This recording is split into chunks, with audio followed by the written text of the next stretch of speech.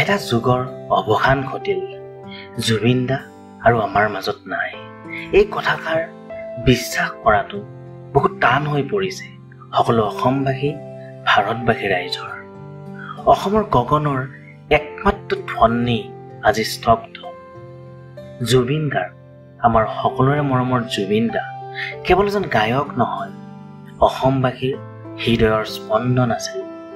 তেওঁৰ গানত মানুহে আনন্দ পাইছিল, দুখ পাহৰি আছিল আৰু জীৱনৰ মিনিং বিচাৰি পাইছিল।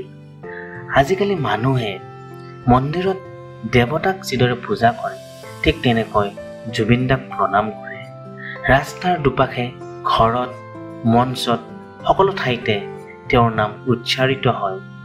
মনত এটাই প্ৰশ্ন, এজন জুবিন গাৰ্গৰ অভাৱ কেনেকৈ পূৰণ হ'ব বাৰু? কিন্তু সত্য এই যে জুবিন দা শাৰীৰিকভাৱে নাথাকিলেও তেওঁৰ গান, তেওঁৰ শব্দ আৰু লাখ লাখ শ্ৰোতাৰ হৃদয়ৰ মৰমে তেওঁৰ আত্মা সঁচাই অমৰ হৈ থাকিব। জুবিন দা তুমি নাথাকিলেও অসমবাসীৰ হৃদপিণ্ডত সদায় বাজি থাকিবা। জয় জুবিন দা, জয় আই অসম।